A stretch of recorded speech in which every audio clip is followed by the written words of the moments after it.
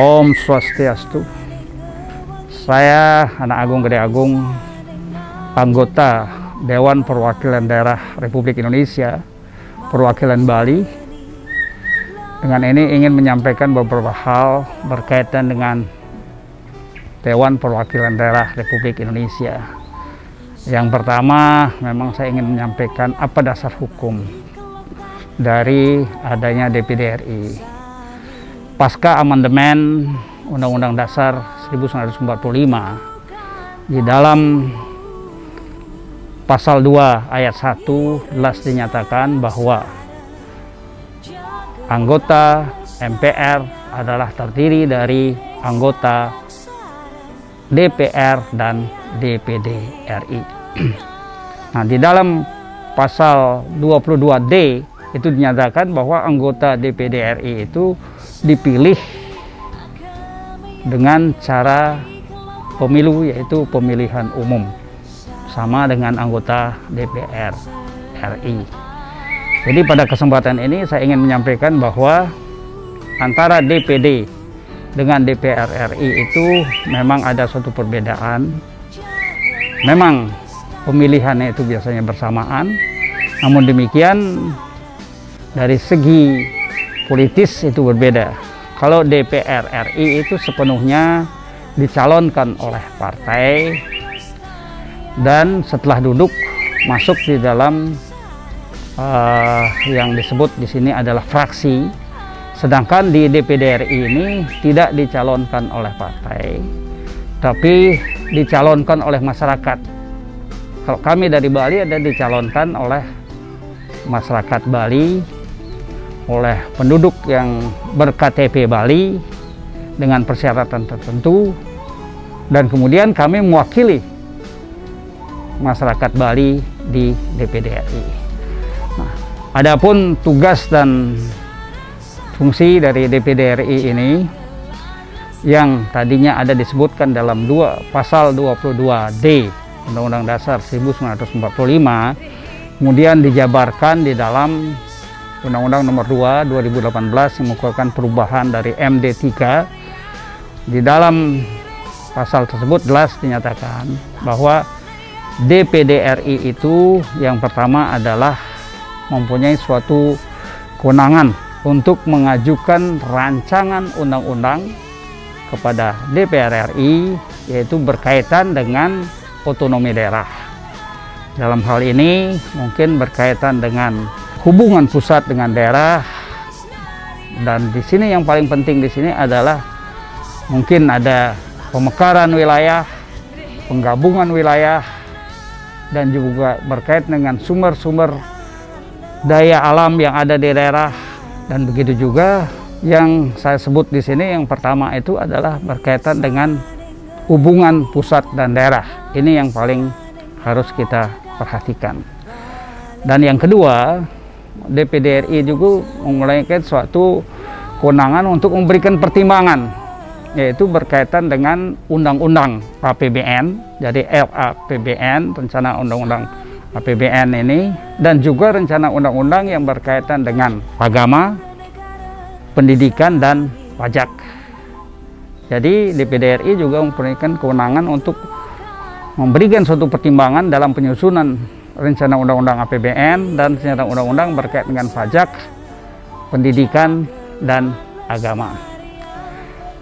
Kemudian yang ketiga, DPD RI juga mempunyai kewenangan untuk memberikan suatu pertimbangan di dalam pemilihan anggota BPK RI, Badan Pengawas Keuangan. Dan yang keempat, DPD RI mempunyai kewenangan untuk melakukan pengawasan terhadap apa yang saya sampaikan tadi, yaitu mengenai otonomi daerah, berkaitan dengan hubungan pusat dan daerah, berkaitan pemekaran, penggabungan wilayah, sumber daya alam di daerah, dan sumber daya alam lainnya. Ini DPD RI juga mempunyai kewenangan untuk pengawasan. yang terakhir, DPD RI juga mempunyai kewenangan menerima hasil pemeriksaan dari BPKRI untuk dijadikan pertimbangan di dalam memberikan pertimbangan terhadap rencana undang-undang APBN. Jadi itulah 5 hal itu yang merupakan kewenangan DPD RI yang perlu saya sampaikan. Nah, untuk menjalankan kewenangan tersebut, maka DPD RI memiliki alat-alat kelengkapan berupa komite, yaitu Komite 1 sebagian besar berkaitan dengan hubungan pusat dan daerah, berkaitan dengan otonomi daerah, itu kerjaan dari tugas wewenang dari Komite 1, dan Komite 2 yaitu berkaitan dengan sumber daya alam dan sumber daya alam lainnya, dan Komite 3 adalah berkaitan dengan pendidikan, agama, dan lain sebagainya, sedangkan Komite 4 bertugas untuk berkaitan dengan anggaran belanja, yaitu APBN, di dalam penyusunan APBN dan juga pengawasannya. Itulah jadi 4 alat kelengkapan utama yang bersifat tetap dari DPD RI dalam melaksanakan tugasnya. Di samping juga ada alat kelengkapan lain seperti misalnya badan kehormatan, panitia urusan rumah tangga, dan juga badan akuntabilitas publik, dan juga badan kerjasama parlemen. Itu ada juga alat-alat kelengkapan yang bersifat tetap. Nah, khusus mengenai Komite 3, kebetulan saya berada di Komite 3, jadi tugas saya ini memang melaksanakan tugas berkaitan dengan pengawasan di bidang pendidikan, di bidang keagamaan, di bidang kesejahteraan sosial, termasuk juga berkait dengan disabilitas, dan di bidang juga keolahragaan, dan juga bidang pariwisata, serta bidang-bidang lainnya yang berkaitan dengan kesejahteraan sosial, yaitu kesehatan terutama di sini. Itu tugas kami juga di bidang kesehatan, dan termasuk juga di dalamnya adalah bidang ekonomi kreatif. Jadi dalam pelaksanaan tugas saya di Komite 3, memang dari sejak kami dilantik tanggal 1 Oktober tahun 2019, dari beberapa sidang-sidang, baik itu yang bersifat sidang rapat-rapat komite, khususnya Komite 3, dan juga sidang paripurna yang sebelumnya. Dalam sidang paripurna ini diawali dengan rapat Panmus, dan kebetulan saya duduk di panitia musyawarah, itu selalu saya ikuti. Nah, termasuk juga dalam masa reses kami melakukan kegiatan-kegiatan yang berkaitan dengan tugas dan fungsi kami tadi. Misalnya di bidang pendidikan, kami selalu melakukan monitoring, pengawasan terhadap pelaksanaan pendidikan di daerah. Apalagi sekarang ini yang paling mendesak sekarang ini untuk kita bahas ini adalah berkenaan dengan pendidikan yang tadinya dilakukan secara daring.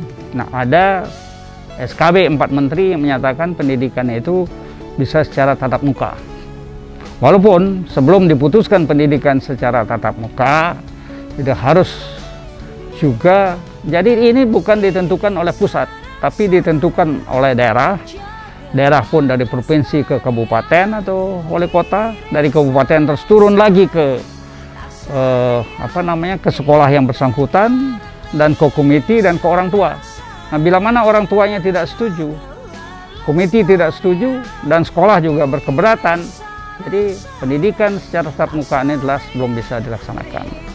Berdasarkan keputusan rapat kami kemarin di Komite 3, jadi kami memang merekomendasikan kiranya pendidikan tatap muka itu jangan dulu dilaksanakan karena kondisi pandemi COVID ini yang semakin meningkat di beberapa wilayah.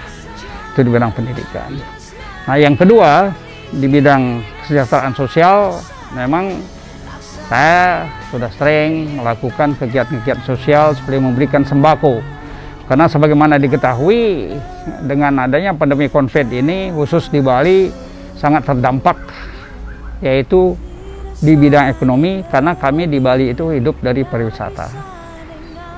Nah, karena terdampak di bidang ekonomi sehingga banyak masyarakat Bali yang sangat berat dalam menjalani kehidupan kesehariannya, maka beberapa kali kami sudah memberikan bantuan sembako, baik itu di kalangan-kalangan tertentu maupun misalnya disabilitas, kalangan perempuan, anak-anak dan sebagainya, juga ke kalangan umum, termasuk di dalamnya di sini adalah kalangan-kalangan keagamaan tanpa memandang dari agama pun manapun juga. Dan di samping itu juga yang paling penting kami di bidang kesehatan. Di bidang kesehatan ini memang perlu saya sampaikan bahwa sangat intensif kami mengadakan pengawasan monitoring berkaitan dengan beberapa hal, termasuk yang terbaru ini yaitu berkaitan dengan vaksin untuk menangani pandemi COVID-19 ini. Nah, kami memang di media sudah menyampaikan supaya berhati-hati di dalam memberikan vaksin, karena vaksin ini harus mendapatkan persetujuan dari BPOM. Yang kita utamakan di sini adalah keselamatan masyarakat, keselamatan rakyat yang kita utamakan di sini. Nah, itu di bidang kesehatan, begitu juga di bidang keagamaan dan pendidikan. Memang kami juga khusus di bidang keagamaan pendidikan itu mengupayakan dan juga mengusulkan, termasuk juga dalam hal ini berbicara dengan pihak Kementerian Agama dan juga para termasuk di sini adalah Kanwil, bagaimana kita mengupayakan tenaga-tenaga pendidik yang kompeten di bidang agama itu sendiri. Karena itu permasalahan pokok kita sekarang ini, kekurangan tenaga pendidik, khususnya tenaga guru. Lebih khusus lagi guru agama. Nah, ini memang ada jalan keluarnya, itu ada PPPK. Nah, walaupun para honorer itu di atas 35 tahun dari hasil rapat kami kemarin, karena tidak bisa dia diangkat menjadi PNS, maka dia bisa memakai jalur PPPK.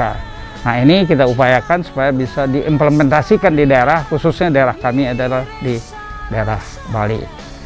Nah, sedikit mengenai pariwisata, memang sangat berdampak.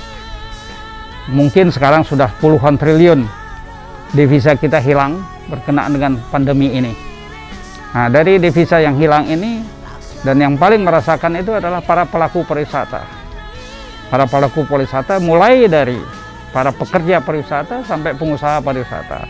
Memang pemerintah sudah memberikan dana stimulus terhadap para pengusaha pariwisata, cuman harus dipikirkan di sini, sebetulnya pariwisata itu bukan hanya hotel, bukan hanya restoran, tapi justru para wisatawan yang datang ke sini adalah daerah tujuan wisata yang paling diperlukan. Daerah tujuan wisata ini yang paling diperlukan. Nah, sedangkan menurut pengamatan kami, sampai sekarang belum ada satu bantuan yang cukup signifikan ke daerah tujuan wisata. Hotel-hotel dan restoran sudah, tapi daerah tujuan wisata sebagai sasaran kunjungan wisatawan itu ke Bali, nah itu tampaknya belum mendapatkan perhatian sebagaimana mestinya. Mereka kesini kan tidak hanya di hotel dan restoran, mereka di sini perlu melihat objek-objek wisata. Nah, inilah yang memang perlu harus menjadi perhatian kita. Di samping juga untuk pekerja pariwisata, dan saya memang mengusulkan supaya pekerja wisata mendapatkan semacam bantuan langsung tunai atau bantuan sosial tunai, BST maupun BLT. Karena tidak cukup hanya diberikan semacam pendidikan, semacam apa itu tidak cukup, karena mereka sudah mempunyai keahlian, mereka sudah mempunyai skill mereka. Tidak perlu lagi sebetulnya diberikan pendidikan-pendidikan lain lagi, tapi yang diperlukan mereka untuk menyambung hidupnya itu adalah BLT maupun BST. Jadi mungkin itu yang bisa kami sampaikan pada kesempatan ini, mudah-mudahan ada manfaatnya. Om Santi Santi Santi Om.